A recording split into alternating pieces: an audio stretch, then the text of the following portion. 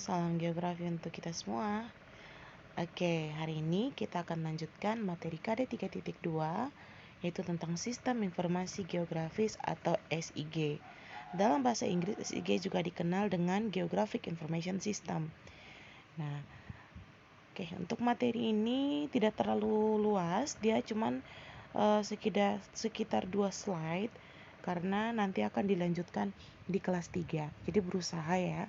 Jadi untuk SIG itu tidak terlalu ribet.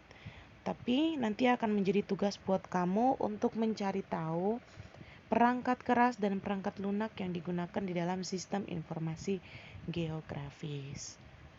Oke.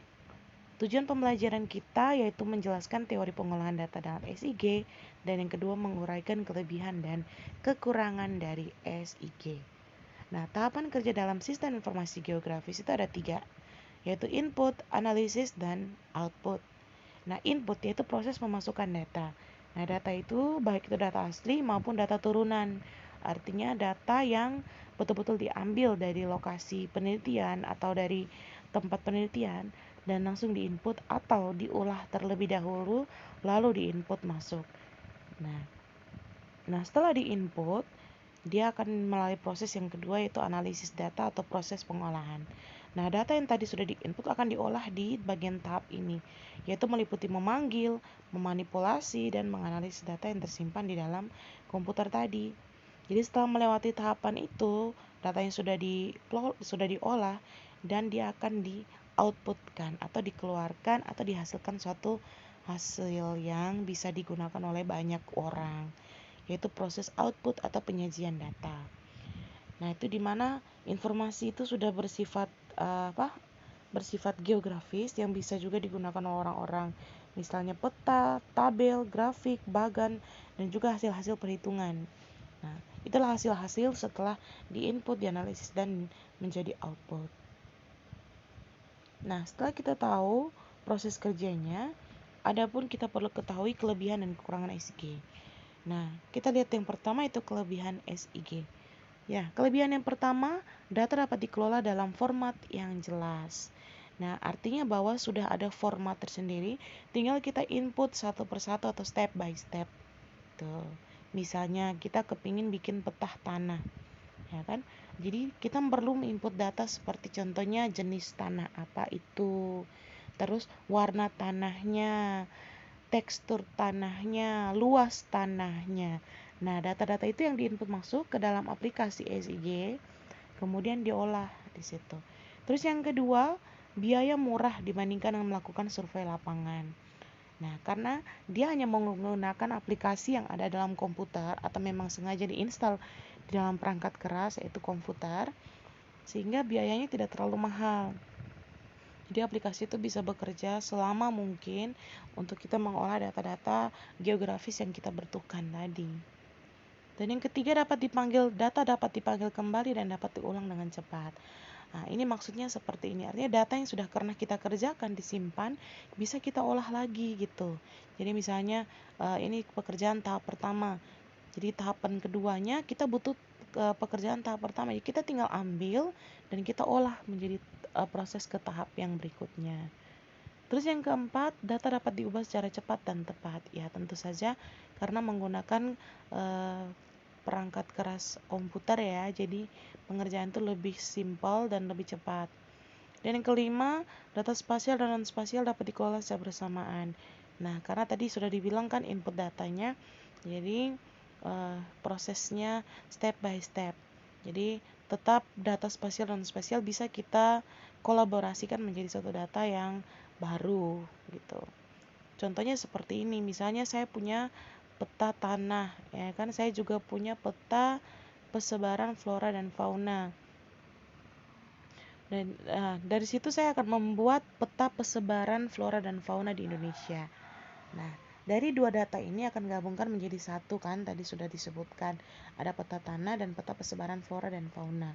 Nah, data yang saya akan hasilkan adalah peta persebaran flora dan fauna di Indonesia. Nah, dia menjadi peta yang baru. Nah, yang keenam, analisis data dan perubahan data dapat dilakukan secara efisien. Tentu saja karena dengan bantuan komputer ya, jadi analisisnya tuh lebih jelas dan juga lebih mudah gitu. Yang ketujuh, data yang sulit ditampilkan secara manual dapat ditampilkan dengan pembuatan gambar 3 dimensi. Nah, data tadi kan pasti ada yang manual kan, di foto atau di foto ataupun diambil titik-titik koordinatnya menggunakan GPS, kita input masuk. Nah, dari situ kita langsung membuat gambar dalam bentuk 3 dimensi. Jadi penampakannya itu dari yang cuma 1 dimensi akan berubah menjadi 3 dimensi dan otomatis lebih menarik gitu. Dan juga isinya memuat lebih banyak kan, dari simbol, warna, bentuknya itu sangat memuat informasi yang sangat banyak. Yang terakhir yaitu data ECG dapat digunakan untuk pengambilan keputusan secara cepat dan tepat. Nah, karena tadi pengerjaannya itu sangat mudah dengan biaya yang murah, sehingga keputusan ataupun ini pengembangan itu akan dilakukan dengan cepat. Karena data yang dibutuhkan itu bisa diselesaikan dalam waktu 1 hari, atau kalau banyak bisa dalam 1 minggu, berbulan, ataupun bisa pun tahunan begitu. Oke, itu kelebihan-kelebihan SIG-nya ya. Nah, sekalipun begitu, SIG juga punya kelemahan adik-adik. Dia juga punya kelemahan. Nah, yang pertama membutuhkan sumber daya manusia yang tinggi dalam bidang TIK. Nah, sementara kita semua itu kan tidak semuanya berminat ke TIK kan, walaupun sebenarnya itu hal yang menuntut. Tetapi dalam orang yang berkompeten itu tidak semuanya bisa. Jadi perlu pelatihan khusus, sekolah yang tinggi untuk bisa mengolah aplikasi ini. Terus yang kedua, karena sistemnya besar sehingga sulit untuk mengaturnya. Nah, karena sistemnya tadi besar diolah oleh 1-2 orang, ya otomatis akan sulit gitu. Kenapa? Karena terlalu banyak orang menggunakannya juga dalam satu server yang sama, ya pasti akan susah ya. Jadi paling butuh 1-2 orang saja untuk mengerjakan atau mengawasi sistemnya itu tadi. Yang ketiga, mempermudah terjadinya plagiat ya. Otomatis kalau misalnya pengerjaannya itu disimpan dalam database yang tidak aman ya, pasti otomatis bisa di-hacker orang atau bisa dicuri orang untuk digantikan nama sumbernya. Makanya selalu dikatakan dari pertemuan pertama kita yang mengenai peta. Jadi sumber peta itu sangat penting adik-adik, supaya mengurangi nih plagiat tadi. Orang sudah capek-capek gambar, sudah capek-capek observasi dan dibikin jadi peta yang bagus dan menarik, orang plagiat, diganti nama kita atau sumbernya tidak ada, jadi orang bisa memperkirakan apa, bisa taruh-taruh seorang Kupang bilang dan menulis namanya dia, padahal itu hasil kerja orang lain gitu ya. Yang keempat, pengembangan sistem informasi membutuhkan waktu yang lama karena konsentrasi yang tinggi. Nah, itu jelas karena tadi sudah kembali ke jumlah operatornya tadi kan, atau namanya tadi apa, si operator sama programmernya itu cuma sedikit, jadi susah gitu.